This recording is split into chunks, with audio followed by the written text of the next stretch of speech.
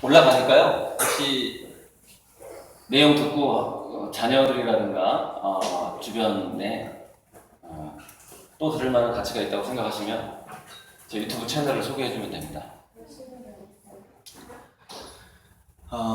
그래서 요즘에 저는 2010년경에는 2010년, 11년, 12년 약 3년 정도는 공부법 강의를 많이 했었고요. 근데 그 이후에는 두뇌 사용 설명서를 쓰면서 뇌과학 강의를 또 한 몇 년 하다가 최근에는 이 뇌과학하고 인공지능 시대의 전략이 인간의 두뇌를 이해로 대응을 해야 되기 때문에 최근에는 인공지능 시대에 대한 강의를 가장 많이 합니다. 그래서 공무원 대상으로 강의하기도 하고, 그 다음에 초등학교 예비교사들이라든가 중등교사들 대상으로 하기도 합니다만, 제가 아무리 공교육 관련된 단체나 그 관계자들을 대상으로 강의를 한다 하더라도 해법이 보이는 건 아닙니다. 그러니까 그런 부분은 최근에 유행하는 단어가요, 암중모색하고 각자도생이에요. 암중모색, 각자도생. 이거는 뭐 주식계에서도, 주식투자계에서도 이런 말이 유행을 하고 있는데, 상당히 복잡하고, 뭐랄까, 이 상황에서 인공지능 4차 산업혁명이 쓰나미처럼 보이지는 않으시죠? 지금 보이지는 않은데, 실상 쓰나미처럼 몰려오고 있거든요. 그래서 그런 게 있는 거죠.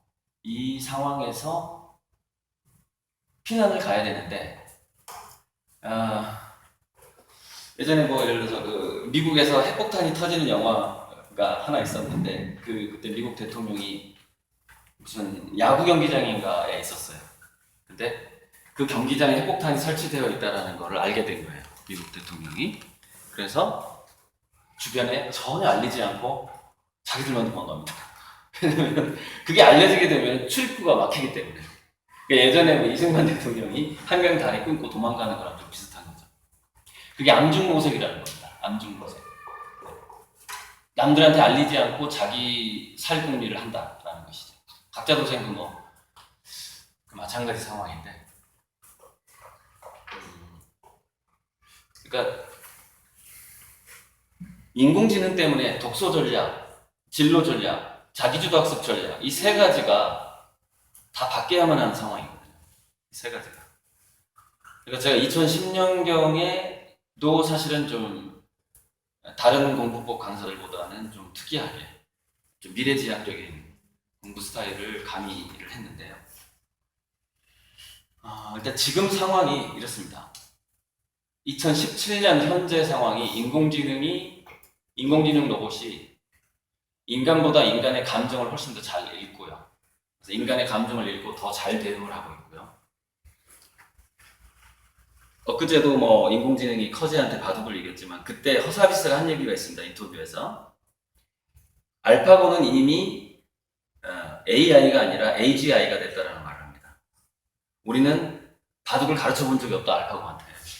학습법만 알려줬을 뿐이다, 이렇게 얘기합니다. 알파고가 스스로 학습했다, 이렇게 얘기합니다.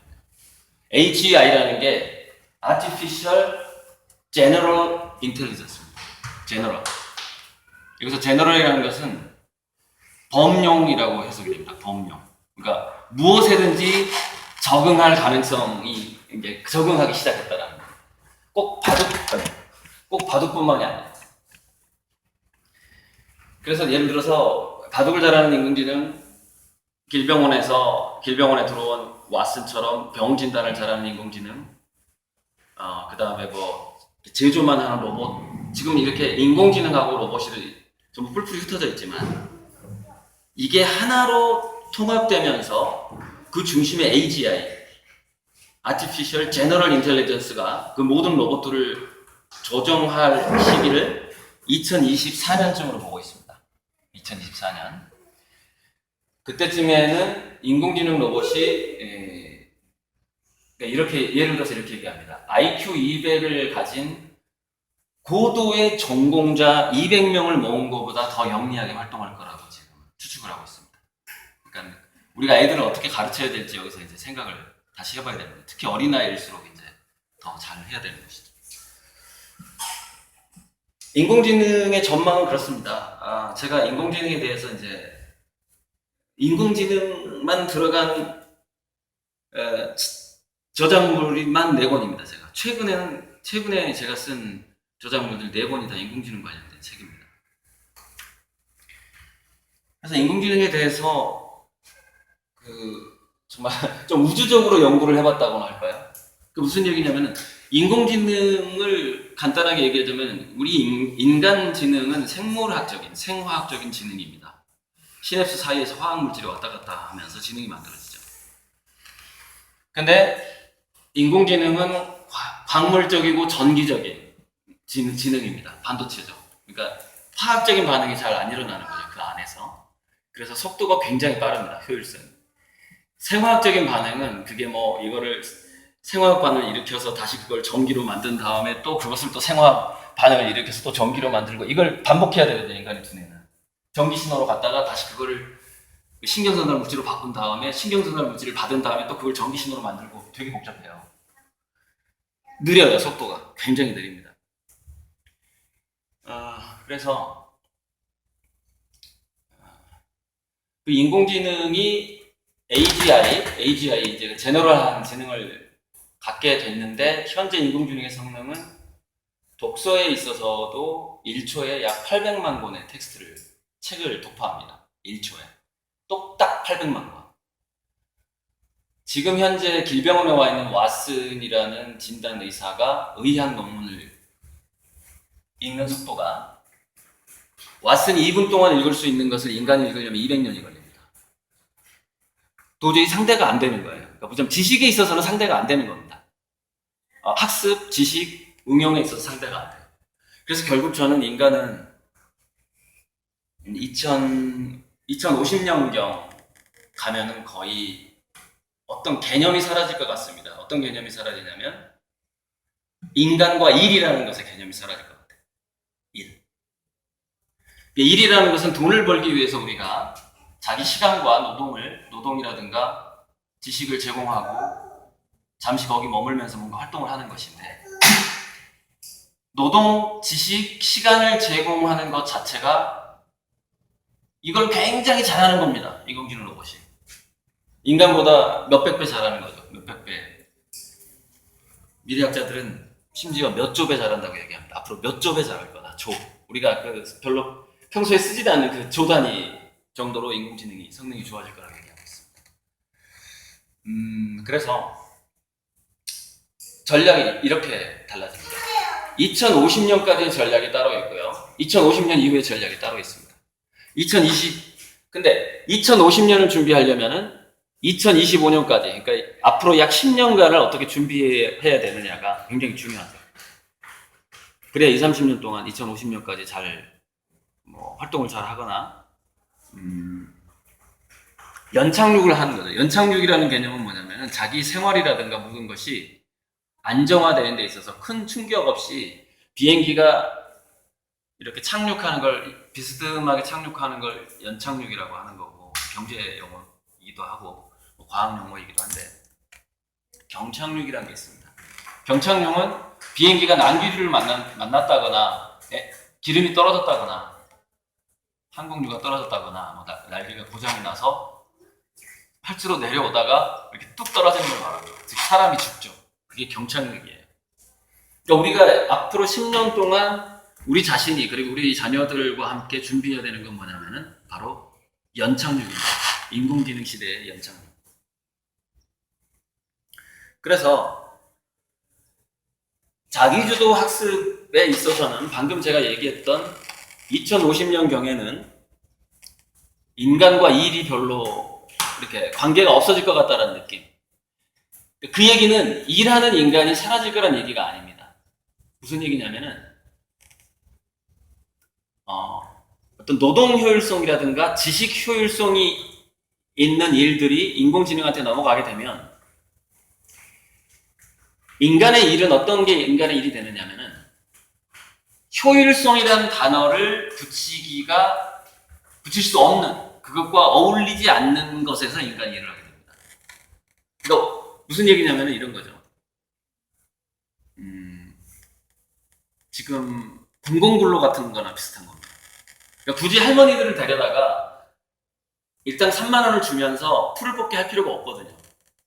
굉장히 그 풀을 잘 뽑는 뭐 20, 30대 젊은 사람들 3, 40대를 고용해서 하게 할 수도 있어요. 그런데 공공근로를 하잖아요. 그건 뭐냐면 그건 효율성 때문에 하는 게 아니거든요. 그 사람들이 극빈층이라서 그 사람들이 그냥 돈을 주자니 이게 형평성에 안 맞고 그래서 근로라는 형태로 사실 근로도 잘 못하는데 근로라는 그 어떤 프레임 어떤 틀을 만들어서 와서 일하게 한 다음에 이렇게 돈을 주는 그런 개념이거든요. 그러니까 인간의 일이 점점점 그렇게 돼가는 겁니다. 최근에 공공근로처럼 일자리를 줘야 하기 때문에 국가에서 어떤 일을 만드는데 그런데 문제는 그 일터라는 것이 그 인간의 일이라는 것이 그렇게 되면은 이게 일이 아닙니다. 더 이상 일처럼 잘 되는 건 인공지능 쪽으로 넘어가는 거고 인공지능 로봇으로 넘어가는 거고 그럼 인간이 무료하게 놀게 할 수 없어서 그 다음에 사람들한테 월급을 주고 싶어서 일을 시키는 건 뭐냐면 일종의 여가 활동으로 넘어가 버립니다. 여가 활동이에요. 일이 아니에요. 그게 사회나 국가가 그 사람이 그 일하는 게 꼭 필요한 게 아닙니다. 그냥 일을 하도록 장을 만들어주는 것이죠. 그래서 이게 여가 활동과 비슷해지기 때문에 앞으로는 이렇게 되는 겁니다. 인간이 일을 하는 모든 영역에서는 재미, 펀이라는 요소 있죠. 엔터테인먼트라는 요소가 아주 기본이 돼버립니다. 그리고 그게 엔터테인먼트, 좀 뭔가 즐기는 것이 체질화된 사람일수록 인공지능 로봇한테 직장을 빼앗겼을 때 또는 인간이 어떤 효율성을 발휘할 만한 장이 없기 때문에 다 이제 인공지능 로봇한테 넘어갔기 때문에 인간들이 어떤 활동을 좋아하고 어떤 모임을 좋아하고 어디에 많이 모이고 그 안에서 우리는 인간들끼리 또 살아가야 되기 때문에 그래서 자기주도 학습이라는 것이 무작정 열심히 하는 것, 그러니까 어떤 공포심에 의해서 열심히 하는 것 자체가 상당히 해로울 가능성이 있는 거예요. 10년, 15년 후에. 2025년 이후에. 그러니까 그게 뭐냐면은 공부라는 것도 뭐 우리가 그렇게 얘기를 하거든요. 납치자라고 그래가지고 공자에 나오는 비유인데 열심히 하는 사람은 좋아하는 사람을 이길 수 없고 좋아하는 사람은 즐기는 사람을 이길 수 없다는 말이 있어요. 그게 이제 공자가 한 말인데 근데 그 락지자라는 말이 그것을 즐기기 때문에 잘하게 되는 그런 상황들이 우리 아이들이 어려서부터 계속돼야 된다는 얘기예요. 계속. 그게 이렇습니다. 즐기는 뭔가 그것이 공부가 됐든 놀이가 됐든 예술이 됐든 운동이 됐든지 간에 즐기는 방식으로 뭔가에 몰입하는 것이 대략 15세 이전에 체질화되지 않으면 그 두뇌는 성인이 돼서도 뭔가를 즐기는 방식으로 활동을 못합니다. 하기 굉장히 힘들어요. 두뇌가 그 하나의 패턴이 형성이 되는 거죠. 뇌 안에서. 그래서 괜히 그런 어떤 일이라는 것은 자기개발이라는 것은 뭔가 이렇게 참고서 그런 것 자체가 공부라는 것 자체가 좀 고통스러운 거 아니야? 뭐 이런 식이 이제 각인이 되는 것이죠. 근데 그런 것이 각인이 된 사람의 문제점이 뭐냐면은 그래 고통스럽게 자기 개발을 하는 거 좋다 이거예요. 근데 이제 몸이 망가지겠죠. 몸의 호르몬 상태가 안 좋으니까 뭔가를 참고 일한 기간이 오래 걸릴수록 그 사람은 암에 걸릴 확률이 높거든요. 암에 걸리는 체질로 바뀌어 버린단 말이에요, 몸이. 근데 문제는 뭐냐면은 그러한 우리가 지금까지 열심히 뭐 예를 들어서 고시 공부하고 명문대 가기 위해서 영어 수학 이런 거 공부하고 했던 그런 방식들이 참고서 굳이 그것이 재미있는 활동이 아님에도 불구하고 그것을 해왔었죠. 그렇게 시켰었고 학원을 보냈었고. 근데 문제는 그게 이제 약간의 뭐냐면 공포와 불안이라는 제가 왜 진짜 자기주도 학습이라고 얘기했냐면 겉으로 보기에 자기주도 학습하는 것처럼 보이는데 과거에는 그것이 선생님이 기대든 아니면 부모의 어떤 눈총이 무서워서든 잔소리가 무서워서든 어찌되었건 혼자서 책상에 앉아서 공부를 한다 이거예요. 그런데 그게 겉보기에는 자기주도 학습으로 보이고 그리고 무서워서 공부를 하고 불안해서 공부를 하고 내가 친구한테 지는 게 싫어서 그 질투심에 의해서 그것을 동력으로 공부하는 것 자체도 자기주도 학습으로 보였죠. 근데 그게 지금까지의 세상이고 앞으로의 세상은 그런 방식으로 공부를 하게 되면 뭐가 상실이 되냐면은 학습한 것을 응용할 때 그게 유연성이 상실이 됩니다. 공포와 불안에 의해서 자기주도 학습을 합니다. 암기는 잘 돼요. 그러니까 무슨 얘기냐면은 인간 두뇌에 대한 이해로 지금 잠깐 또 넘어갑니다. 뇌과학자들이 인간의 감정의 기원에 대해서 연구를 해보니까 인간은 왜 감정을 만들었느냐면 더 잘 기억하기 위해서 감정을 만들었다는 거예요. 그래서 인간은 어떤 감정이 결부된 일만 뚜렷하게 기억이 나고요. 감정 없이 한 것들은 금방 잊어버립니다. 장기 기억으로 가지도 않아요. 그래서 우리가 왜 영어 단어를 막 20번씩 쓰고 고시 패스하는 사람들이 같은 책을 7번씩 읽어야 될까요? 감정 없이 공부하기 때문에 그렇습니다. 감정 없이 공부가 되는 방법이 뭐냐면 그걸 습관하는 방법밖에 없는 거예요. 반복해서. 근데 굉장히 효율이 떨어집니다. 효율이 어느 정도 떨어지냐면 두뇌에서 나오는 어떤 그러니까 여기서 이제 그래서 유태인들이 그 좋아하는 어떤 감정, 유태인들이 그 하프루타를 하고 공부를 할 때 그 사람들이 주로 쓰는 감정은 펀하고 재미하고 그 다음에 아가페 같은 사랑을 좀 공공의 선을 위해서 내가 사회에서 할 일이 많다라는 그런 어떤 막 사명감 같은 거 있잖아요. 사랑을 바탕으로 한 사명감하고 그 다음에 하브루타가 뭐냐면은 10대 때 하브루타가 좀 도움이 많이 되는데 사춘기가 되면은 사람들은 경쟁심이 저절로 생기거든요. 그래서 친구 따라 강남 가는 경우가 많이 생깁니다. 서로 경쟁을 하다 보니까 이렇게 문제를 내주고 내가 문제를 아주 어렵게 내서 친구가 틀리는 게 재밌고 뭐 이런 그런 단순하게 그런 경쟁만으로도 상당한 그 감정을 이끌어낼 수가 있습니다. 그것이 이제 재밌기도 하고 질투심도 나기도 하고 그런 거죠. 이기는 게 재밌고 또 저도 친구들끼리 하니까 또 재밌고 게임처럼 느껴지는 것이죠. 유태인들은 그런 식으로 공부를 시키거든요. 전부 다 그 감정들이 다 좀 긍정적이에요. 긍정적인데 최근에 유태인처럼 뭐 교육시켜라 뭐 어쩌라 뭐 이런 책들이 아주 굉장히 많이 쏟아졌거든요. 지난 2, 3년 동안. 제가 이제 제 책에다가 어떻게 평가를 했냐면 우리나라 학생들은 유태인처럼 공부할 수 없다라고 제가 결론을 내렸습니다. 불가능합니다. 왜 불가능하냐면 첫째, 우리나라 부모들의 마음 자체가 그렇게 살아오질 않았어요. 그러니까 무슨 얘기냐면은 펀이라든가 좀 재미하고 공공의 선을 내가 이 사회에서 이루어야 되겠다는 그런 어떤 공익정신으로 살아오질 않았어요. 이런 건 있었죠. 경쟁을 했죠. 서로 경쟁을 하고 마음속에서 어떻게 생각했냐면은 줄을 잘 서야 되고 일단 상위권에 올라가지 않으면은 세상 별로 벌어먹고 살기 어렵다. 이 공포심에 의해서 학습을 해왔단 말이에요. 대부분이.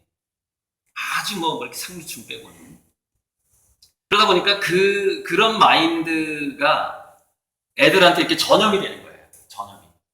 그래서 그 마인드셋이 공포와 불안과 경쟁과 질투와 어떤 뒤처짐에 대한 그 두려움, 그게 이제 공포죠.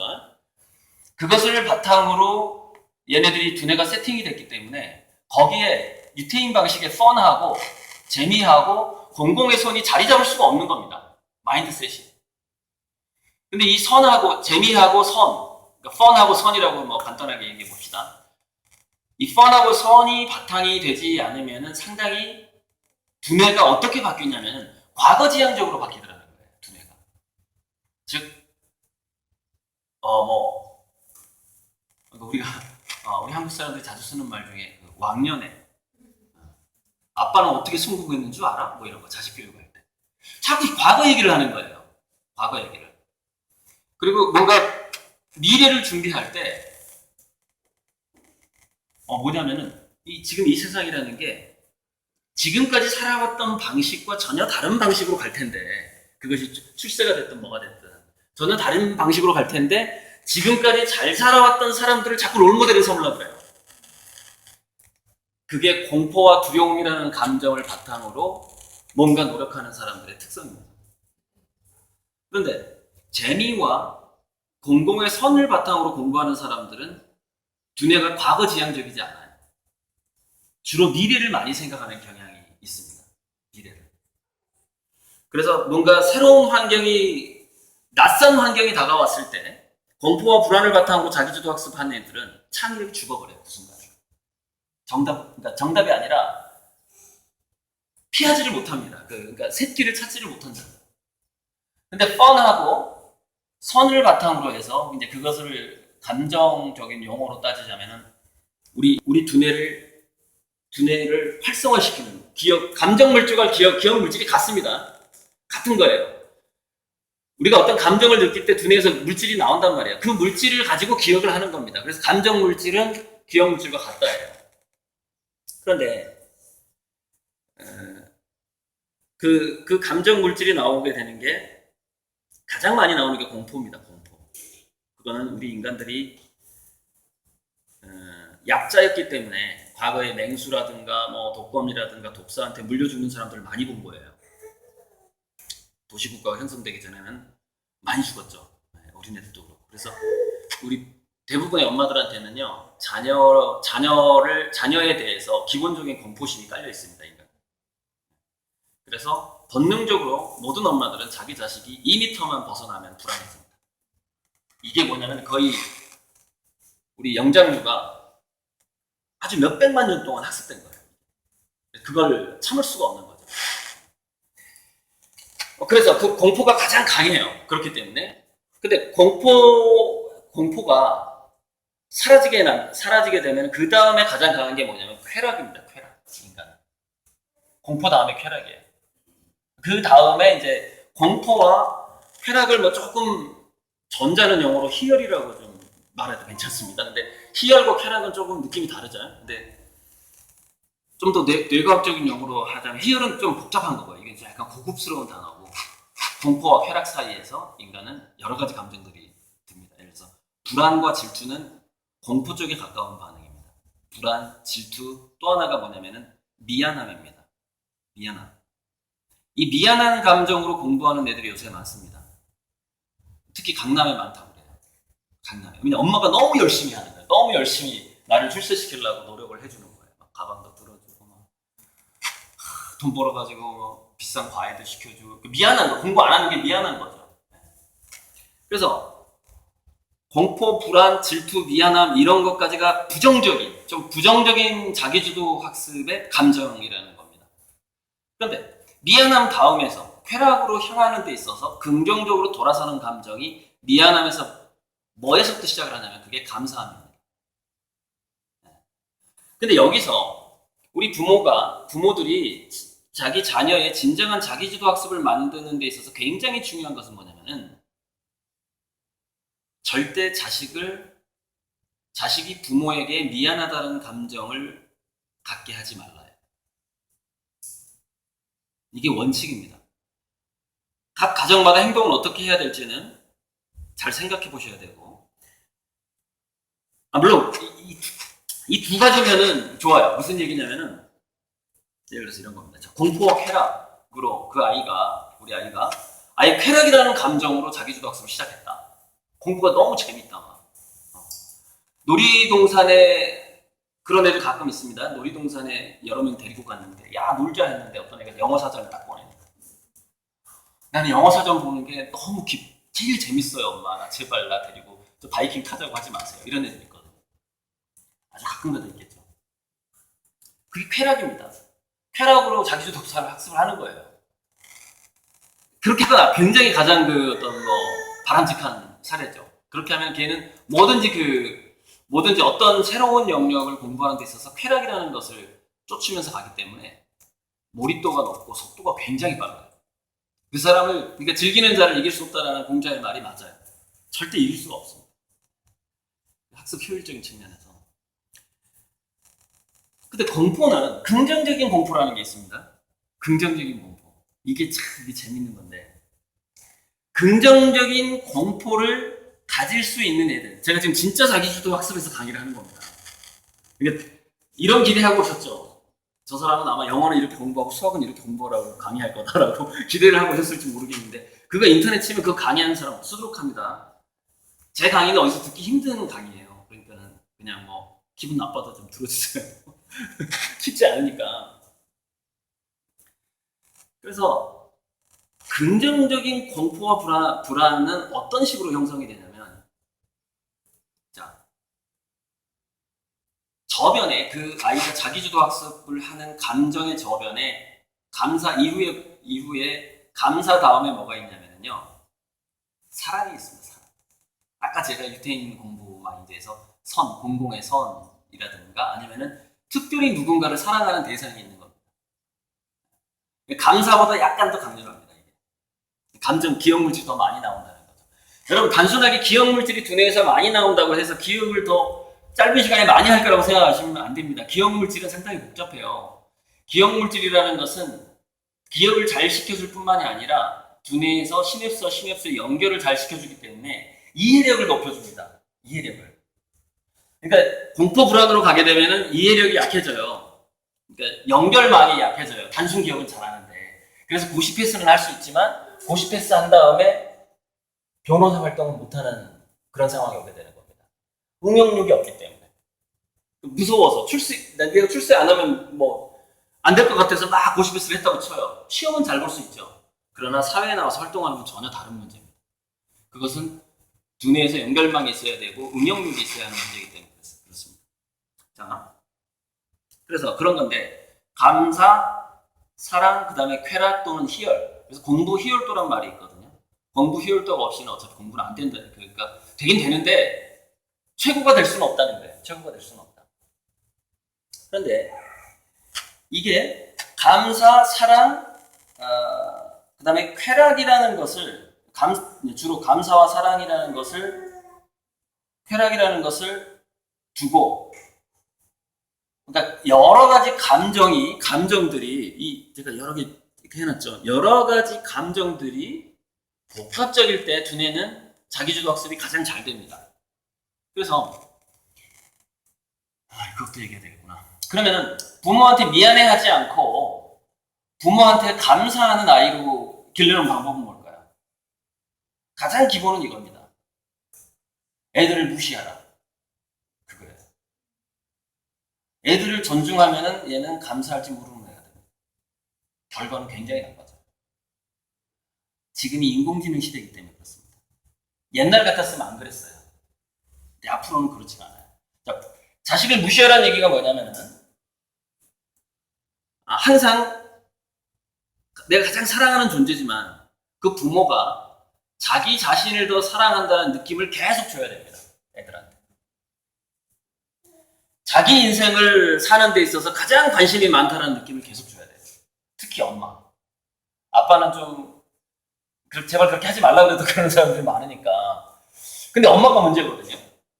엄마들이 자꾸 신호를 어떻게 주냐면은, 너가 최고야. 엄마 인생보다는 너가 성공하는 것이 엄마한테는 중요해라는 신호를 자꾸 준단 말이에요.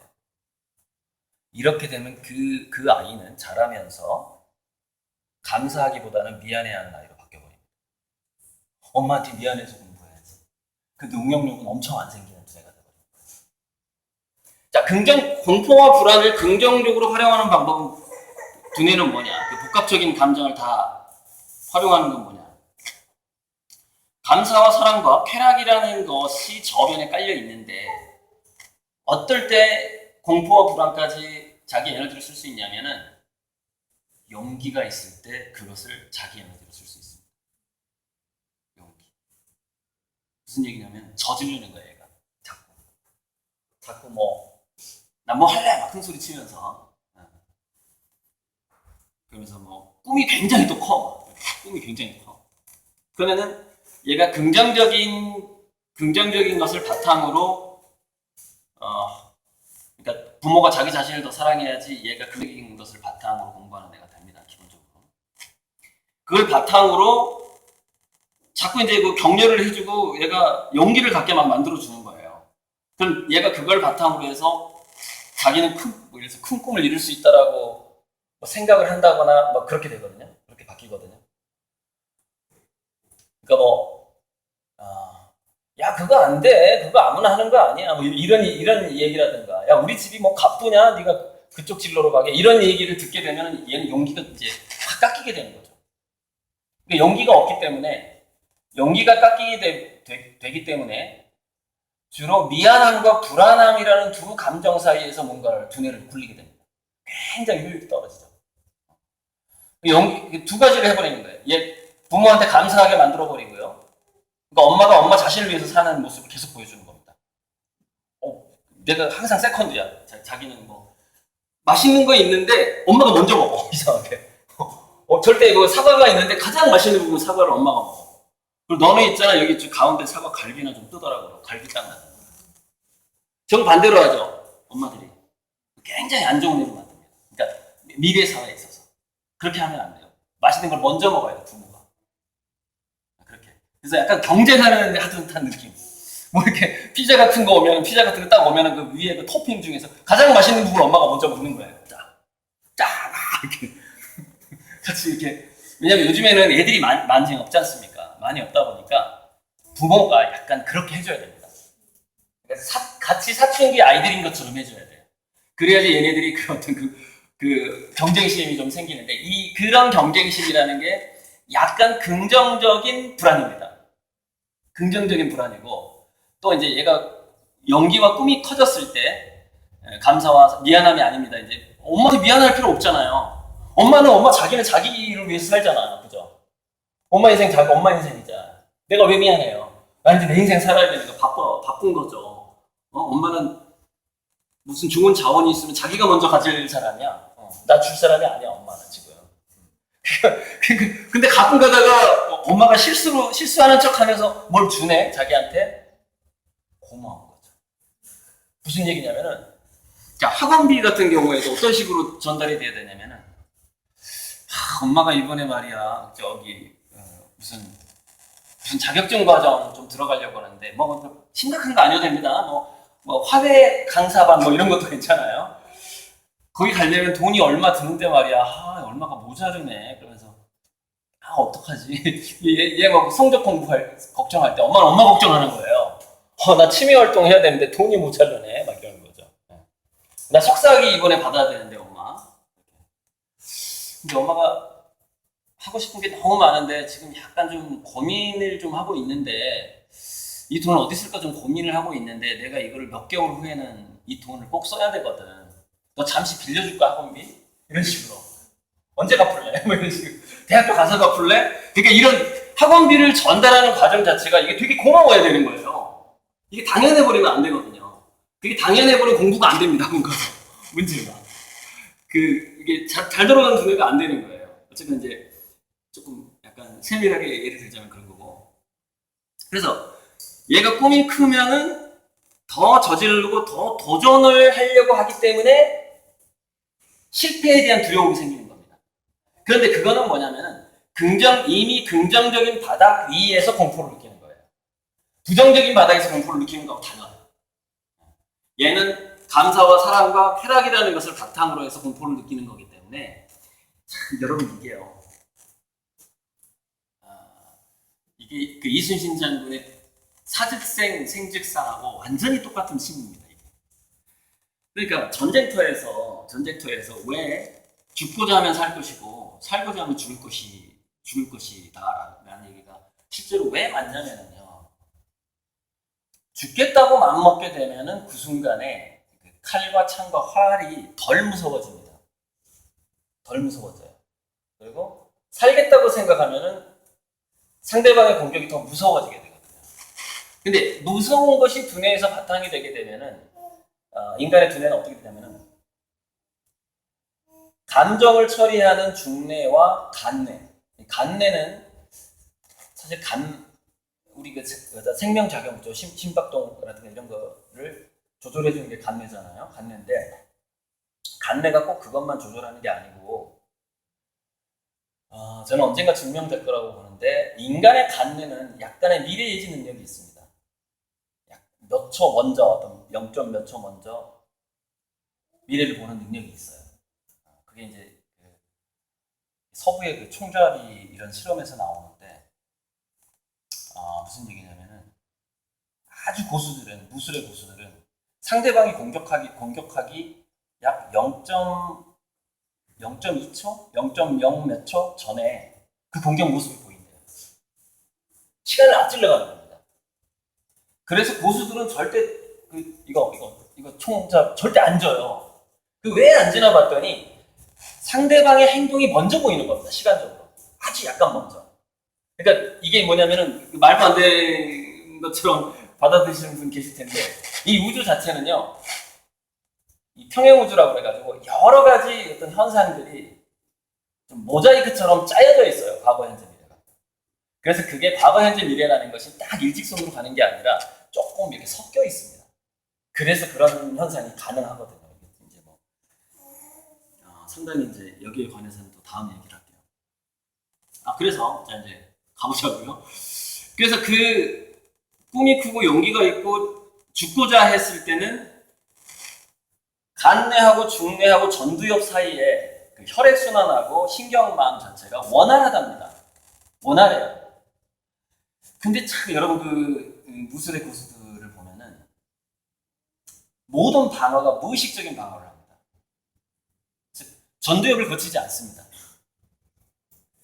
칼이나 활이 날라올 때 날라오네? 막아야지 이게 아니에요. 태권도 같은 거 이렇게 해도 급이 올라가면은 자동 반응으로 일어나요. 그러니까 무슨 얘기냐면 상대방이 어깨만 살짝 움직여도 이승엽 선수처럼 되는 거예요. 무슨 얘기냐면 공이 날라오잖아요. 투구 폼만 딱 봐도 그 공이 어떤 루트로 날라올 거라는 게 딱 느껴지는 겁니다. 그 순간. 그래서 미리 방망이를 그쪽으로 가져가는 겁니다. 뭐냐면 그 승부차기랑 똑같은 거예요. 승부차기에서 그걸 잘 막아내는 골키퍼가 있잖아요. 그게요 뇌과학적으로는 도저히 말도 안 된대요. 왜냐하면 공이 날아가는 속도가 인간의 두뇌의 반응 속도가 더 빠르기 때문에 절대 막을 수가 없는데 어떻게 막냐고요. 느껴지는 겁니다. 공이 이쪽으로 올 것 같은 거예요. 뭐에서 느껴질까요? 상대방이 공을 차기 위해서 달려오는 모습에서 벌써 간파해요. 그 마음이 느껴지는 것이죠. 약간 그런 게 있어요. 근데 바로 그 중뇌와 간뇌의 그런 약간 거의 초능력에 가까운 감각이라는 것이 그것을 잘 활용을 하려면 주눅 들면 안 되고 겁을 먹으면 안 되는 거예요. 그러니까 전쟁터에서 죽겠다고 맘먹게 되면은 그 사람은 자기 간뇌와 간뇌의 약간의 그 미래 예지력이라 이게 지금 시험 문제 찍는 거 다 통하는 겁니다. 잘 찍는 애들 있잖아요. 그 사지선다 오지선다 찍으면 맞는 애들 있잖아요. 그게 무의식하고 간뇌가 연결이 되면 그걸 잘 찍어요. 왜 첫 번째 찍은 답이 왜 정답이고 다 그 이유가 있거든요. 뭐냐면 전두엽이 모르는 뭔가를 느끼는 겁니다. 우리의 무의식이 더 영리하다고 합니다. 그래서 그러니까 무슨 얘기냐? 자, 공포와 불안과 미안함을 바탕으로 얘가 자기주도 학습을 하게 하면은 바로 제가 방금 얘기했던 그런 감각들 있죠. 이게 완전히 무뎌져 버려요. 이 감각이 무뎌지게 되면은 뭐 세월호 사태라든가 뭐 특히 재난이 닥쳤다거나 회사에서 돌발 상황이 발생을 했다거나 했을 때 좋은 해법을 아예 생각이 안 나요. 미안함, 불안, 공포를 바탕으로 자기주도 학습. 공부가 헛거예요, 헛거. 응용이 안 돼요. 커서.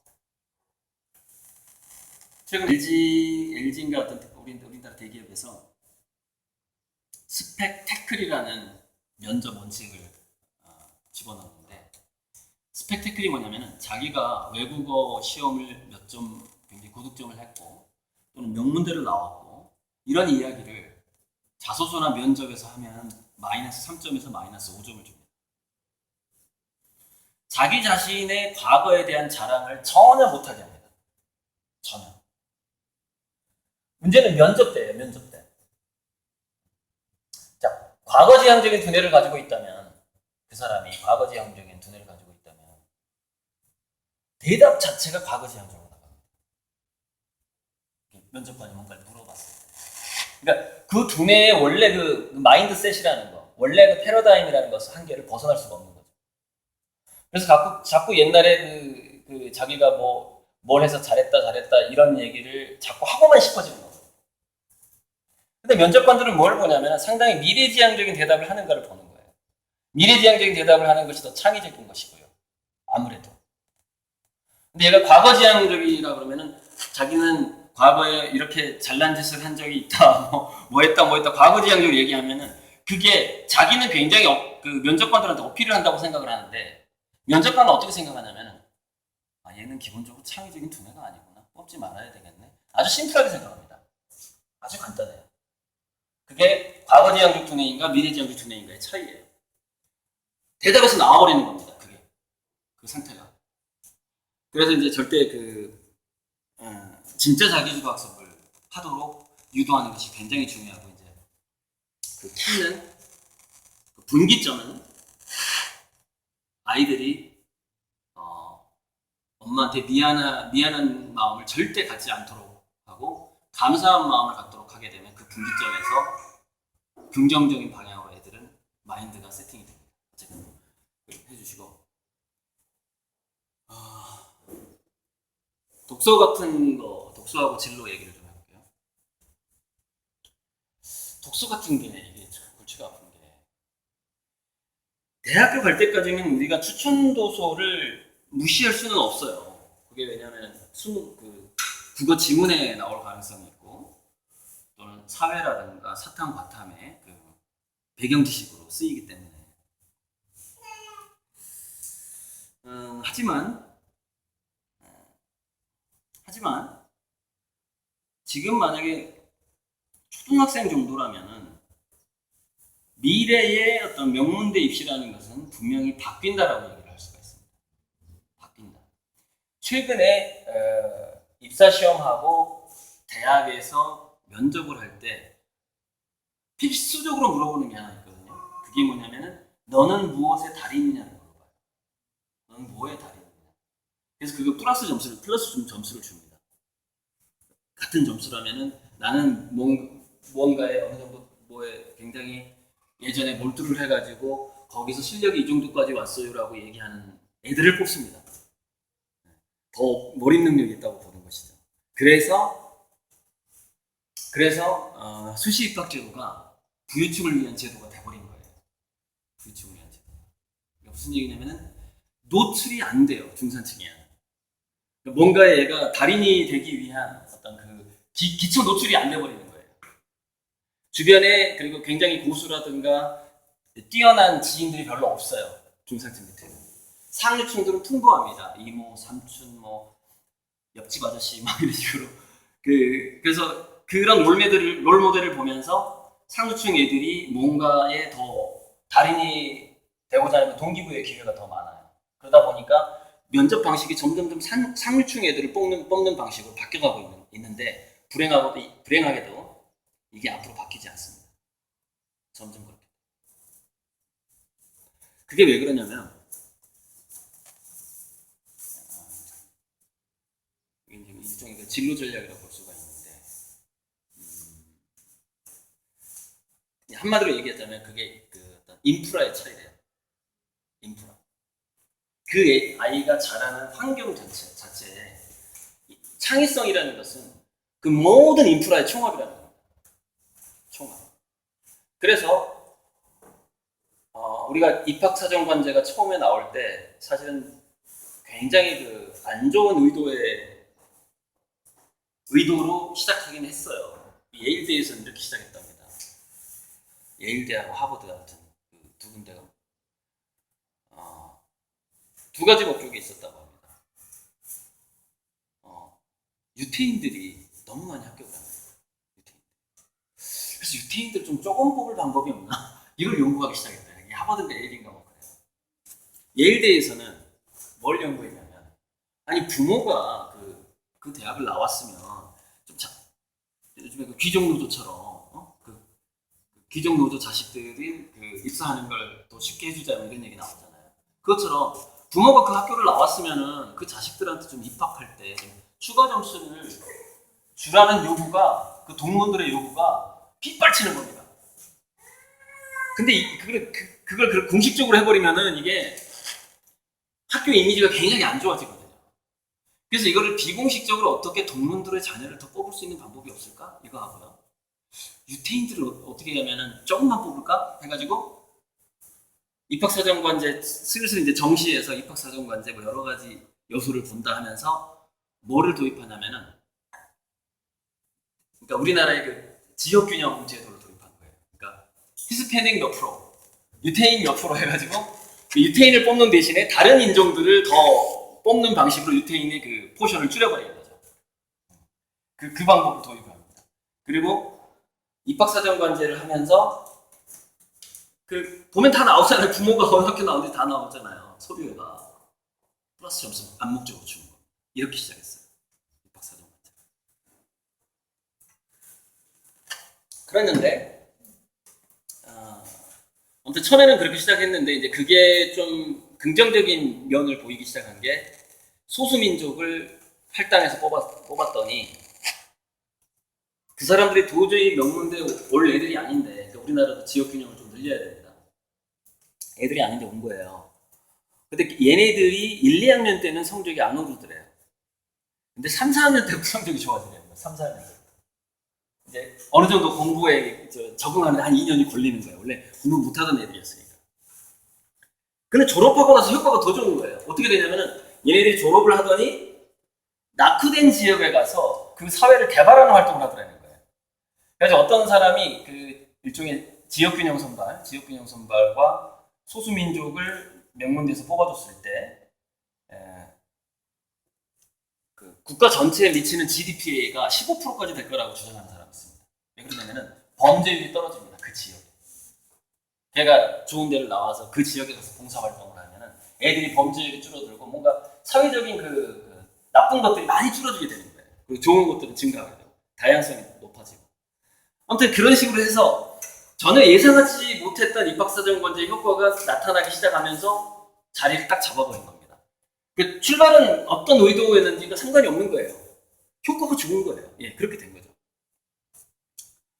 자, 그래서 이제 2008년 금융위기 이후에 이제 그렇게 해서 이제 뭐 입학사정관제가 미국에서는 거의 25년째 되고 있잖아요. 우리나라에서 들어왔고. 근데 금융위기 때 좀 재미있는 현상이 하나 발견이 되는데, 이제 감원을 하잖아요. 인원을. 우리나라 IMF처럼. 그러면 이제 좀 직원들을 잘라야 될 거 아닙니까? 근데 이런 현상이 보이는 겁니다. 상류층 자녀들은 오히려 잘리지 않고 승진을 하는데, 중산층 이하는 그 아버지하고 그 자녀들까지 동시에 잘리는 현상이 발생합니다. 동시에. 그래서 이제 어떤 사람이 이게 비리인가? 그러니까 그 사장 뭐 지인의 뭐 아들 딸일 경우가 많잖아요. 상류층 자녀들은 비리인가 하고 봤더니 비리가 아니라 실제로 걔네들이 창의성이 더 좋은 걸로 나옵니다. 그래서 회사에서 걔네들이 필요하기 때문에 안 자르는 거예요. 그럼 중산층 이하의 자녀는 왜 잘르냐? 필요가 없다는 게 밝혀지는 겁니다. 2008년이면 어느 시점이냐면은 PC가 나와서 거의 28년, 25년 정도, 24, 5년 정도 된 해입니다. 그게 컴퓨터가 나온 지. 무슨 얘기냐면은 중산층 이하의 자녀들이 컴퓨터가 잘하는 짓을 그동안 학습해왔더라 이 말이에요. 그동안.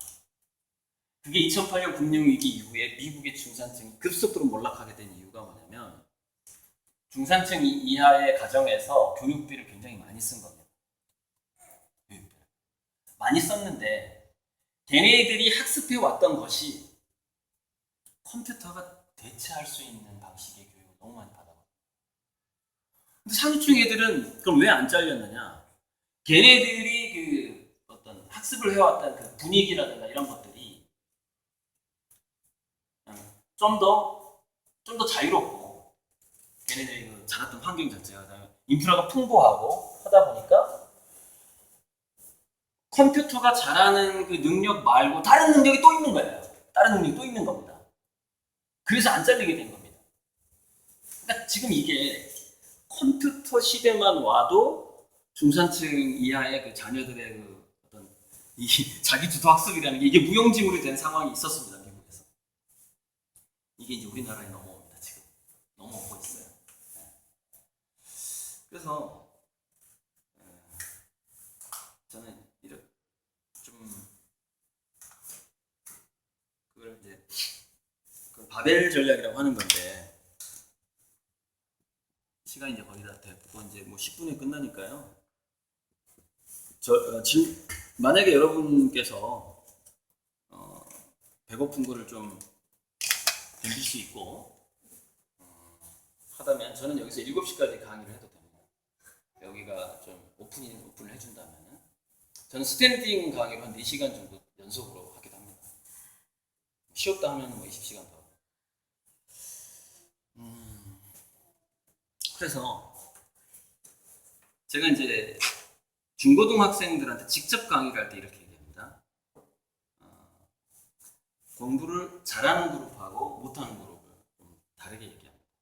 공부를 잘하는 그룹한테 뭐라고 얘기하냐면 이 얘기를 해줍니다. 2008년 금융위기 때 미국에서 있었던 일이 상류층 자녀들은 승진을 하는데 중산층 이하의 자녀들이 그 회사에서 잘리는 일이 대거 발생을 했는데 그 어떤 좀 결정적인 눈에 보이는 차이, 눈에 안 보이는 차이를 뭐 어떻게 발견할 수가 없어요.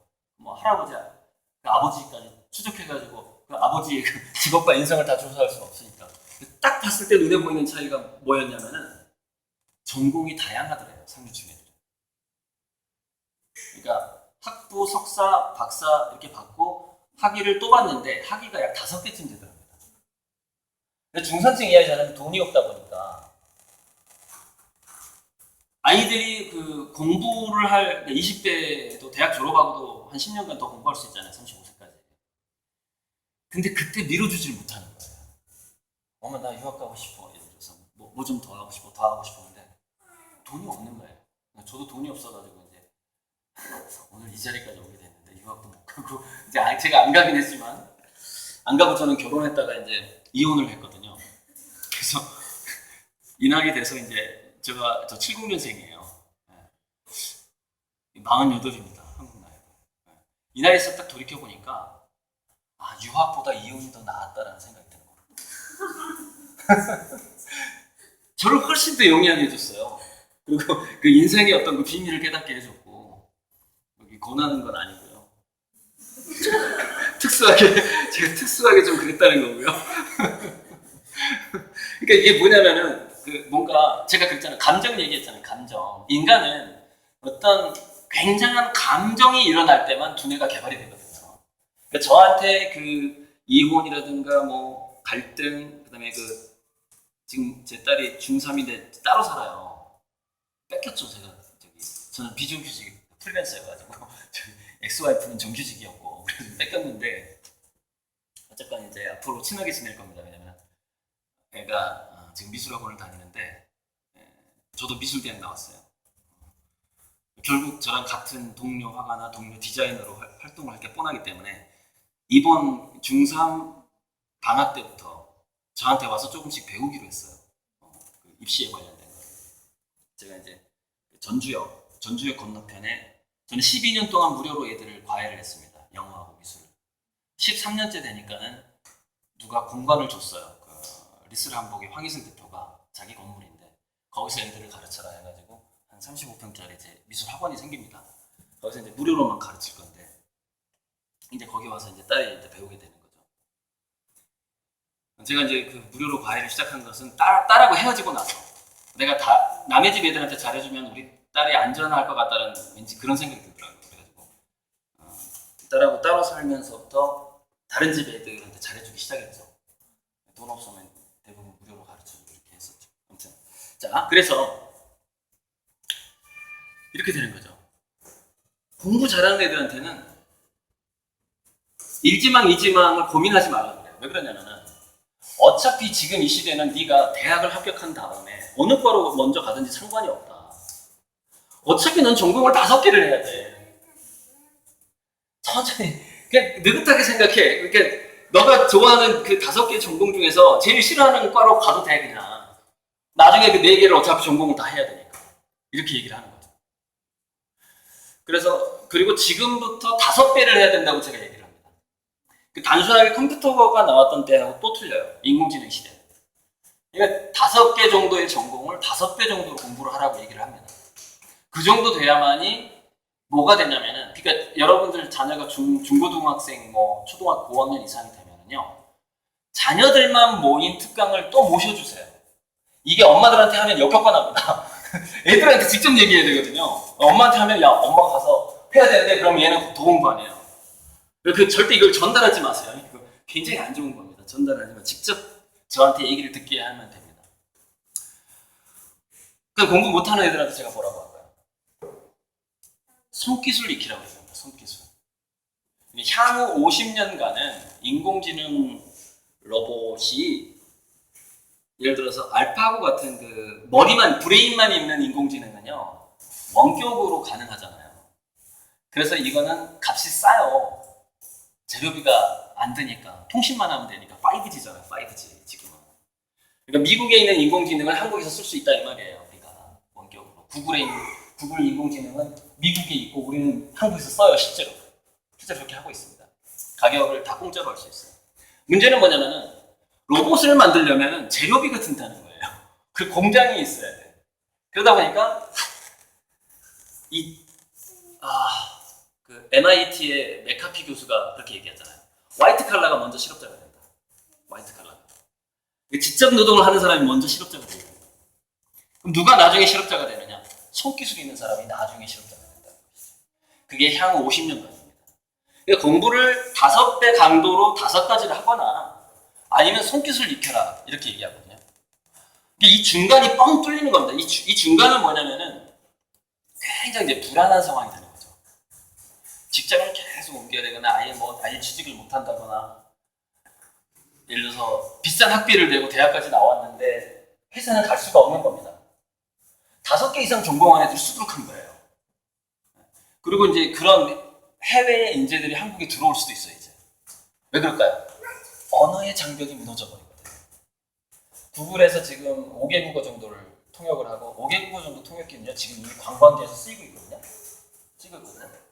구글이 지금 준비하고 있는 언어가 500개에서 600개 언어예요. 전 세계 한 500개 국어의 언어를 그냥 자동으로 통역하게 하겠다는 것이죠. 언어의 장벽이 무너지는데, 얼마 전에 왜 인공지능하고 인간하고 번역 게임, 번역 시합이 있었잖아요. 근데 그 인간이 그게 이런 얘기가 있습니다. 인간이 이기도록 조작을 했다는 얘기가 있어요. 무슨 얘기냐면 바둑에서 인간이 지니까 사람들이 너무 시무룩하다. 최소한 번역 정도는 인간이 이기는 모습을 보여주자 해서 엄청 문학적으로 어려운 문장을 준 거예요. 그러니까 인공지능이 헷갈린 거예요. 그래서 번역을 잘못하게 된 거죠. 근데 문제는 뭔지 알아요? 그 문제를 보통 인간들이 이해를 못해요. 그러니까 그렇게 어려운 걸 준 거예요. 그러니까 그렇게 어려운 문장 말고는 이미 인공지능이 모든 문장을 다 통번역을 하기 때문에 언어의 장벽이 무너지기 때문에 인재의 장벽이 무너져버립니다. 그러니까 해외에서 자유롭게 영어만 쓰는 애들이 한국에서 활동을 해도 아무 지장이 없는 상황이 되어버리는 겁니다. 5년 후부터 그렇게 되는 거예요. 그러니까 공부를 하려면 그렇게 해야 되고 5배 막 엄청나게 융복합적으로 이게 그겁니다. 이게 T자형 인재로 안 돼 이제. T자형 인재가 뭐냐면은 제너럴하게 이렇게 교양을 많이 쌓은 다음에 한 가지 전공을 가져라가 T자형 인재거든요. 이 T자형 안 돼요. 이렇게 뿌리가 되게 많아야 돼요. 한 5가지 정도의 이 깊은 심화된 전공이 있어야 되고, 또 그것을 연결시켜주는 정도의 이런 교양이 있어야 돼. 그러니까 얼마나 공부를 많이 해야 된다는 얘기예요.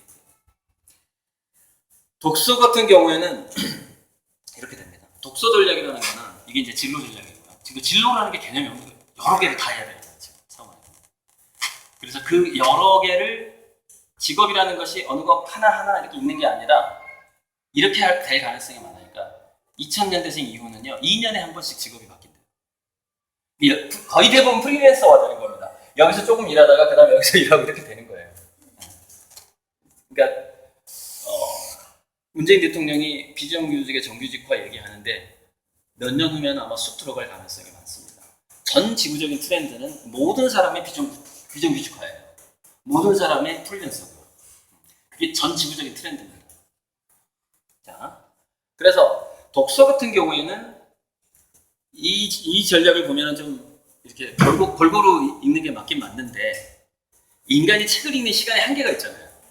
그래서 독서 전략은 대학교 들어갈 때까지는 추천 도서 뭐 읽는 거 좋은데 일단 대학생이 되면 굉장히 특이한 독서 이력을 써야 됩니다. 보통 사람들이 잘 안 보는 거. 그게 더 유리할 가능성이 많아요. 그래서 제가 이제 리딩으로 리드하지 말라고 하는데 소장님 여기 딱 지금 이제 10분이 됐는데 질의응답 시간은 몇 분 정도 가질 수 있나요? 이 다음 수업 없죠? 오케이. 그러면은 이 바벨 전략만 한 1분만 얘기하고 일단 강의 끝내고 나서 이제 질문을 받을게요. 바벨 전략이 뭐냐면 아까 제가 얘기했다시피 인공지능 미국의 그 중산층 이하의 아이들이 컴퓨터가 충분히 할 수 있는 일을 그동안 쭉 공부를 해왔다 이거예요. 전공을 해온 거예요. 그래서 직장에서 무력하게 잘리기 시작한 거죠. 그것처럼 우리나라도 이 중간 지역은 뭐냐면 무난한 인재, 자격증, 괜찮은 학벌 뭐 이런 교육입니다. 요게 PC가 하지 못하는 영역이었는데 과거에 인공지능은 이걸 할 수가 있습니다. 가운데가 뻥 뚫리게 되는 것이죠. 실업자가 이렇게 교육받은 애들 다 실업자가 되는 거죠. 그래서 바벨은 뭐냐면 아령 양쪽에 무거운 추가 두 개가 있죠. 양극화 전략이 필요하다는 겁니다. 양극화라기보다는 아니라 극단화 전략입니다. 즉 공부를 할 거면 5배로 5가지 전공을 왕창 하던지, 그죠? 왕창 하던지, 책을 보려면 왕창 읽던지, 아니면 아주 깊이 있게 독특한 독서만 막 망고를 읽던지, 극단화 전략이에요. 이쪽은 뭐냐? 아예 공부를 안 하는 겁니다. 뭐만 하느냐? 손 쓰는 일만 드립다 하는 겁니다. 뭐 화장실 청소, 배관, 굉장한 손기술을 많이 익히는 것이죠. 왜? 이게 50년간 가는 직업이라니까요. 실제로. 그리고 그 손기술을 익히는 것을 언제부터 해야 되냐면 10살부터.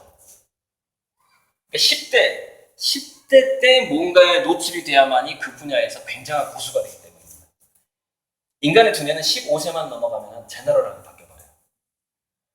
15세 이전의 두뇌는, 그러니까 우리가 기타 배울 때 10살 전에 배우면 코드가 자동화되거든요. 중학교 2, 3학년 때 기타 배우잖아요. 코드 다 외워야 돼요. 자동화가 안 됩니다. 그게 그 뜻이 무슨 뜻이냐? 아까 제가 중뇌하고 간뇌 말씀드렸죠. 중뇌하고 간뇌가 그 소통이 원활한 나이 때 뭔가의 고수가 되면 그 분야에서 굉장히 고단수의 융통성이 생겨요. 그게 무술이 됐든 공부가 됐든 어느 한 가지를. 그러니까 손기술을 익히려고 해도 초등학교 고학년 때부터 그것을 익히는 게 좋다는 거예요. 자기 자식이 딱 보니까 공부가 팔자가 아닌 것 같아, 만약에. 그럼 일찍 손기술을 익히게 하는 것이죠. 그게 바벨 전략입니다. 양극화, 극단화 전략이라고 하는 것이죠. 이게 지금 시대에는 필요하다라는 것입니다. 그게 이제 진로 설정이 되어 있는 부분이죠. 자, 여기서 일단 강의 마치고 질문 받도록 하겠습니다. 감사합니다.